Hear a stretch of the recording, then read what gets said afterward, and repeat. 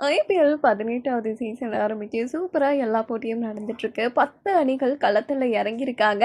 So வெறித்தனமா எல்லாரும் விளையாடிட்டு வராங்க. ரசிகர்களும் ஒரு பக்கம் ஆர்வமா தான் இருக்காங்க.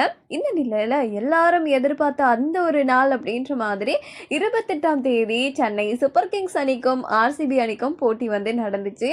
சென்னை சேப்பாக்கத்துல நடந்துச்சு.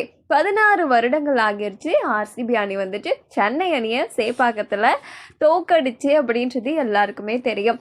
ஸோ இந்த 18வது சீசன்லையும் கண்டிப்பாக ஆர்சிபி தோக்க தான் போகிறாங்க அப்படின்னு சென்னை ரசிகர்கள் எல்லாருமே சொல்லிட்டு வந்தாங்க.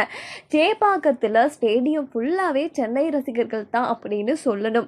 அண்ட் இந்த நிலையில் பார்த்தீங்கன்னா நம்ம சென்னை அணியை ஆர்சிபி அணி வந்துட்டு தோக்கடிச்சிருச்சு மறுபடியும் அப்படின்றத எல்லாருமே பார்த்துருப்பாங்க. ஸோ சென்னை அப்படின்னு சொல்லிட்டாலே நம்ம தமிழ் ரசிகர்கள், அதையும் தாண்டி தமிழ் நடிகர்கள் வந்துட்டு ரொம்பவே சப்போர்ட் பண்ணுவாங்க சிஎஸ்கே அணிக்கு. அப்படி இருக்கும்போது 28ஆம் தேதி நடந்த இந்த ஒரு போட்டியைக்கான நிறைய நடிகர்கள் நடிகைகள் எல்லாருமே வந்திருந்தாங்க. அந்த வகையில் தான் நம்ம நடிகை ஷாலினி ஆத்விக்கோட வந்திருந்திருப்பாங்க.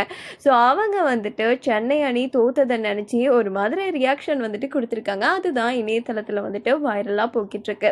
சென்னை அணிக்கு முன்னாடியே ஆர்சிபி அணி பார்த்தீங்கன்னா பேட்டிங் பண்ணியிருப்பாங்க. பேட்டிங் பண்ணி 196 ரன்ஸை வந்துட்டு குவிச்சிருந்திருப்பாங்க.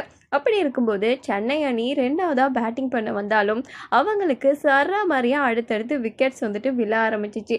அப்படி தான் தோத்தாங்க அப்படின்னு சொல்லணும். அண்ட் அதே சமயம் ஆர்சிபி ரசிகர்கள் வந்துட்டு சென்னை ரசிகர்களை வச்சு செஞ்சுட்டாங்க. அண்ட் நீங்கள் எந்த டீமோட ரசிகர், அண்ட் இந்த தடவை ஐபிஎல் யார் ஜெயிக்க போகிறான்னு நினைக்கிறீங்க அப்படின்றதுக்கு கமெண்ட்ஸில் சொல்லுங்கள்.